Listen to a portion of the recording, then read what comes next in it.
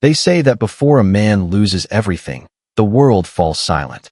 For Marcus Thorne, that silence was deafening.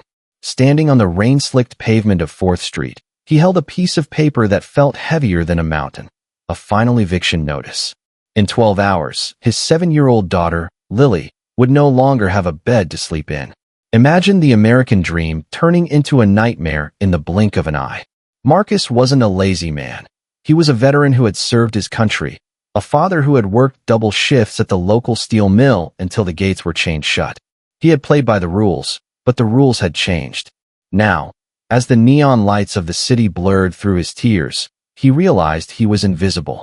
Thousands of people walked past him, their umbrellas forming a colorful shield against the misery of the man standing in the shadows. He looked at his reflection in a puddle, a man with hollowed eyes and a heart that had stopped beating for himself, living only for the little girl waiting for him in a cold apartment. He had exactly 42 cents in his pocket, not enough for a loaf of bread, let alone a miracle. He felt a dark, cold impulse rising in his chest. Desperation is a dangerous friend. It whispers solutions that a good man would never consider. Marcus looked at the luxury jewelry store across the street. The glass looked thin. The security guard was looking away. One stone, one moment of madness, and Lily could eat for a year. The hook was set. The world was watching to see if Marcus Thorne would break or if he would find a reason to keep breathing. Just as his hand tightened around a loose brick, a voice, raspy like dry leaves, cut through the rain. It's a beautiful night to choose life, don't you think? Marcus froze. His heart hammered against his ribs like a trapped bird. He turned to see an old man sitting on a rusted bench, draped in a coat that had seen better decades. This was the moment Marcus's life would either end or truly begin. The old man didn't look like a savior. He looked like a ghost of the city's past. His skin was the color of parchment, etched with lines that told 1,000 stories of survival. He was holding a small, brown paper bag, the kind people used to carry a humble lunch. Marcus dropped the brick. The sound it made as it hit the pavement felt like a gunshot in his ears. "I don't have anything for you," Marcus snapped, his voice cracking with the strain of his own shame. He thought the old man was a beggar, someone else competing for the crumbs of the city. But the stranger didn't ask for money. Instead, he patted the empty spot on the bench beside him. "I didn't ask for anything, son. I'm offering. My legs aren't what they used to be, and this sandwich is far too much for one old soul." Marcus hesitated. The American spirit is built on pride, on the idea that we pull ourselves up by our own bootstraps. Taking food from a man who looked like he hadn't seen a warm bed in weeks felt like a new low. But then, he thought of the hunger pains he'd been hiding from Lily. He thought of how his stomach had been screaming for 3 days. The old man handed Marcus the weather journal. It wasn't a book of stories, but a book of records. As Marcus flipped through the yellowed pages, he didn't see names or addresses. He saw dates, decades worth of dates, and next to them, single sentences like, "Found a light for a lost traveler," or asterisk, "Returned a smile to a broken mother." Asterisk. Marcus looked at the stranger, confused. "What is this? Are you some kind of social worker?" The old man chuckled, a deep sound that seemed to vibrate in the very air between them. "No, Marcus. I am a guardian of the 4th Street. For 50 years, I have sat on this bench. I have seen empires rise and fall in those skyscrapers, and I have seen men like you stand on the edge of the abyss. This journal is my legacy. It is proof that no act of kindness, no matter how small, is ever wasted." The rain began to pour harder, but Marcus didn't feel the cold anymore. He felt a strange sense of curiosity. The old man pointed to a blank page at the end of the book. "Tonight, a new entry needs to be written. But it won't be written by me.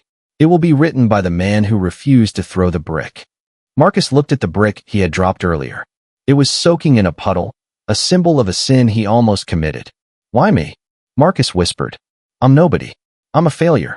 In a few hours, I'll be homeless." The old man leaned in closer, his eyes reflecting the flickering street lamps. "Because, Marcus, the world is full of people who take. It is starving for people who are willing to give when they have nothing left. You shared my sandwich even though your own stomach was empty. You chose to listen to an old man's ramblings instead of running into the dark. That is why the miracle starts with you." The stranger then reached into the deep pocket of his coat and pulled out an old, heavy brass key. It looked like it belonged to a gate from a century ago. He pressed it into Marcus's palm. This key doesn't open a door to a house, but it opens a door to a future. Go to the old warehouse on 12th Street, the one they say is haunted and abandoned. Go there before the sun rises. Before Marcus could ask a single question, the old man stood up with surprising agility and vanished into the curtain of rain, leaving Marcus alone with a brass key and a heart full of questions. Marcus stood alone on the corner of 4th Street, the brass key feeling like a hot coal in his hand. Was this a prank? Was the old man a lunatic? 12th Street was 3 miles away, and the warehouse district was a place even the police avoided at night. But Marcus had nothing left to lose. He couldn't go back to the apartment and look at Lily, knowing he had failed her. He began to walk. The walk was a journey through the underbelly of the city. He passed broken windows and silent alleys, his boots soaking through. By the time he reached the warehouse on 12th Street, his breath was coming in ragged gasps. The building was a gargantuan shadow of rusted steel and cracked brick. It had been the city's largest textile mill 50 years ago, now a graveyard of industry. He found a small side door, almost hidden by overgrown weeds. There was a single, ancient lock. Marcus's hands shook as he inserted the brass key. To his shock, it turned with a smooth, silent click, as if the lock had been oiled just moments ago. He pushed the door open. The air inside was thick with the scent of old cedar and machine oil, but it wasn't cold. It felt lived in. As he stepped inside, he saw a faint light flickering at the far end of the massive floor. He walked toward it, his footsteps echoing like drumbeats. As he got closer, he realized the light wasn't from a fire, but from hundreds of candles placed on old work tables. And sitting there, surrounded by piles of clothes, toys, and crates of canned food, were 3 other people. They looked just like him, tired, desperate, and holding similar brass keys. "You're late," a woman said, looking up from a crate. She had a kind face, but eyes that had seen too much grief. "The guardian said a 4th would come tonight. He said you were the one who almost threw the brick." Marcus stopped in his tracks. How could they know? Who was this guardian? The woman pointed to a large chalkboard in the center of the room. On it were written the names of 50 families, including his own. Next to his name, in bold chalk, were the words, Marcus Thorne, manager of Hope. The woman introduced herself as Sarah. She had been a schoolteacher until she lost her voice to a long illness and her job to budget cuts. The 2 men were Elias, a former carpenter, and David, a young man who had aged 20 years in the last 2. They explained that the guardian, the old man from the bench, was actually Thomas Sterling, the reclusive billionaire who had once owned half the city. He didn't disappear 30 years ago, Elias explained, his voice thick with emotion. He went underground. He decided that instead of giving money to charities where it gets lost in paperwork, he would find people who were at their breaking point and give them a second chance. Not just money, but a purpose. The warehouse wasn't just a storage facility. It was a distribution center for a secret network of kindness. Thomas Sterling had spent decades buying up surplus goods, food, and clothing, and he needed people who understood the pain of poverty to run it. Marcus looked at the chalkboard again. The 50 families listed were all facing eviction that very night. "This is your first task, Marcus," Sarah said, handing him a clipboard. "Thomas has already paid the back rent for every single person on this list. But they don't know that yet. They think they are waking up to the end of their lives. You have 4 hours before the sun comes up to deliver these envelopes. You have to tell them that the city hasn't forgotten them." Marcus looked at the envelopes. Each one contained a receipt of payment and a note that read, "Your struggle is seen. Your value is infinite. Pay it forward when you are strong again." Tears streamed down Marcus's face. He wasn't just being saved. He was being recruited. He was being given the one thing he thought he had lost forever, dignity. He realized that the brass key didn't just open a warehouse. It opened his heart. He grabbed the keys to an old delivery truck parked in the bay. He had 4 hours to save 50 families, and for the first time in his life, Marcus Thorne felt like a giant. Nich di gai hai kahani kubaki his, parts 6 to 10. Harpart ko American storytelling style, main lika gaya hai taki apki international audience emotional connection messes care. The engine of the old delivery truck roared to life, a mechanical heartbeat in the silent district. Marcus felt a surge of adrenaline he hadn't felt since his days in the service. This wasn't just a job, it was a mission of mercy. As he drove through the sleeping streets of the city, he looked at the first address on his clipboard. It was a small apartment complex in a neighborhood that the city's prosperity had long since bypassed. At 3:15 a.m., he stood outside apartment 4B. Through the thin door, he could hear the muffled sound of a woman sobbing, the rhythmic, hopeless sound of someone who had run out of options. Marcus took a deep breath and slid the thick manila envelope under the door. He knocked 3 times, loud and firm, then stepped back into the shadows of the hallway. The door creaked open. A young mother, her eyes red and swollen, looked out into the empty corridor. She saw the envelope. As she opened it and saw the paid-in-full stamp from the landlord, she collapsed to her knees. She didn't scream. She just clutched the paper to her chest and whispered a prayer that echoed in the hallway. Marcus, watching from the stairwell, felt a warmth spread through him that no heater could ever provide. He realized then that the old man on the bench hadn't just given him a key. He had given him a front-row seat to the power of hope. He spent the next 3 hours racing against the sunrise. He visited basements, attics, and rundown trailers. With every envelope delivered, he felt his own burden lifting. He saw a father of 3 stare at a check for his children's medical bills with such disbelief that he had to sit on his porch to catch his breath. He saw an elderly veteran realize he wouldn't be spent the winter on the streets. Marcus was no longer a man with 42 cents. He was a man delivering millions of dollars worth of peace. As the clock ticked towards 6 a.m., only one name remained on the list, Marcus Thorne. He realized that in saving others, he had finally earned the right to save himself. When Marcus returned to his own apartment, the sun was just beginning to bleed over the horizon, painting the sky in bruises of purple and gold. He found Lily sitting by the window, her small backpack already packed. She looked at him with an oldness in her eyes that broke his heart.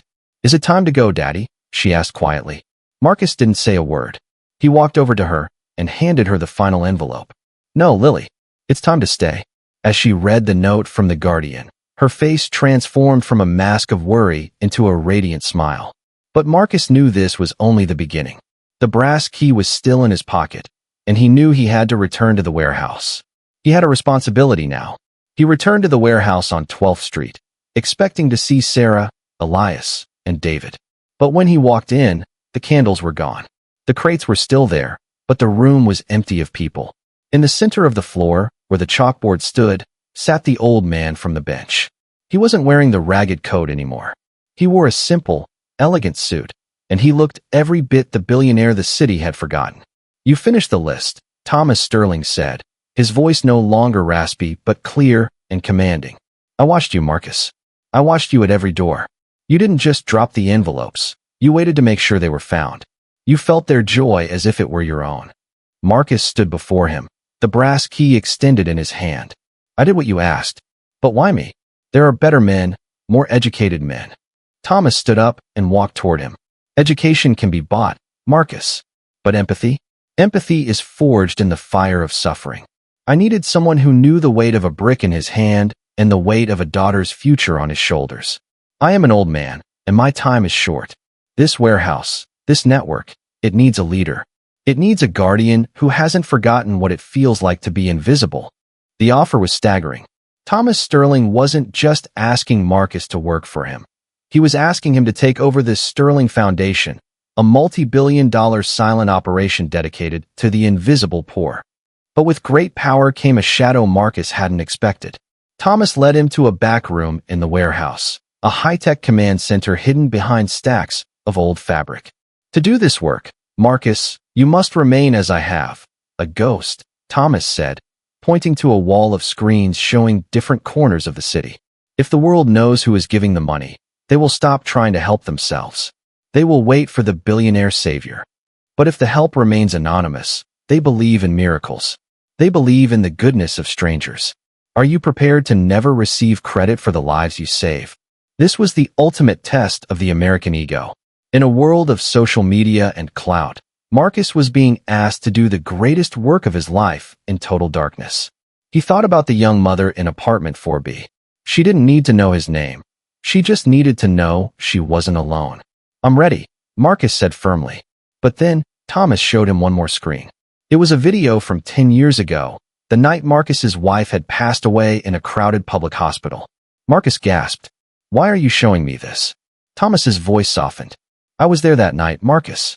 I was the stranger who sat in the waiting room and bought you a coffee when you couldn't breathe. I saw your heart break then, and I saw it refuse to turn bitter. I've been waiting 10 years for you to be ready for this key. You see, Marcus, I didn't choose you tonight. Life chose you a long time ago. Every struggle you faced was a lesson in how to heal others. Under Thomas's mentorship, Marcus's life transformed, but not in the way people might think. To the outside world, he was just a man who had found a steady job as a warehouse manager. He stayed in a modest home. He drove an old truck, and he made sure Lily grew up knowing the value of $1 and the sanctity of a secret. But at night, Marcus became the architect of miracles. He managed a team of ghost deliverers, men and women like Sarah and Elias, who navigated the city's darkest corners to find those on the brink. They built schools in abandoned buildings, funded surgeries for the uninsured, and quietly bought out predatory landlords. This sterling foundation became the silent heartbeat of the city. One evening, Marcus went back to the bench on 4th Street. He saw a young man sitting there, looking at a handful of pills with a terrifying intensity. Marcus didn't call the police. He didn't give a lecture. He simply sat down and pulled out a sandwich. I don't have anything for you, the young man snapped, his voice a mirror of Marcus's own years before. Marcus just smiled, his eyes twinkling in the neon light. I didn't ask for anything, son. I'm offering. My legs aren't what they used to be, and this sandwich is far too much for one soul. As the young man took the bread, Marcus felt the cycle of grace complete itself. He realized that the greatest lesson he had learned wasn't that money saves lives. It was that presence saves lives. Thomas Sterling had passed away a year prior, leaving Marcus the keys to everything. But the most important key was the one that opened his own eyes to the suffering of his neighbor. He began to tell the young man a story about a man who almost threw a brick, and the miracle that waited for him when he chose to let go. The story of Marcus Thorne and the Guardian of 4th Street isn't just a story about a billionaire and a veteran. It's a story about the invisible threads that connect us all.